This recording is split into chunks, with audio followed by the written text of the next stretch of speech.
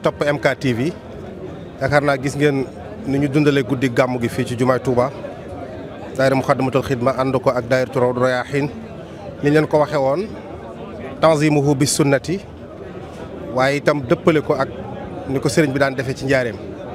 dégg ngeen itam kaddu yu am solo yi nga xam ne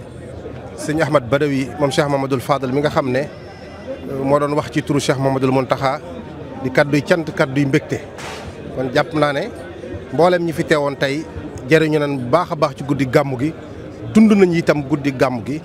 ci ni ko sëriñ bi daan dundalee xol yëpp tooy nañ ni ko sëñ si Ahmad Badawi waxee. kon ñi ngi sant bu baax a baax mbooleem kuréel yi nga xam ne ñoo seqoon liggéey bi muy Muxaddamatul Xidma ak Rawdu Rayaahiin ak mboolem commission yi nga xam ne ñoo nekkoon ci biir commission organisation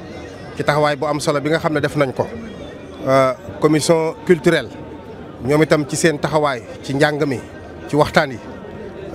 commission sociale ci wàllu moom itam taxawaay bi rawatina ci côté santé bi commission communication surtout ci wàllu communication bi gis nañ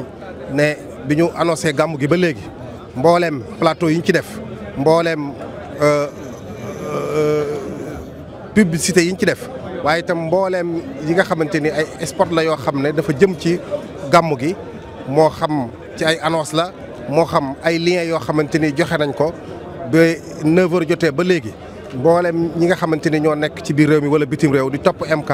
wala lëkkaloo ak MK moo xam ay site internet wala ay télévision dara ump leen ci gàmmu gi te loolu lépp ci liggéeyu communication la. kon ñi ngi sant mboolem kuréel yi nga xam ne ñoo seqoon liggéey bi di ñaan suñu borom subhaanahu wa taala li ñu fi ñaan lépp jàng ko ci fi xasida ak alquranul karim suñu borom nangul ñu ko dañ daje cee ngërëmul Serigne Touba. kon lii mooy événement gàmmu 2024 dëppoo woon ak 15 septembre 2024 di fukki fan ak ñaar ci weeru gàmmu atum 1446 ak MK TV wasalaamualeykum wa rahmatullahi wa barakaatu.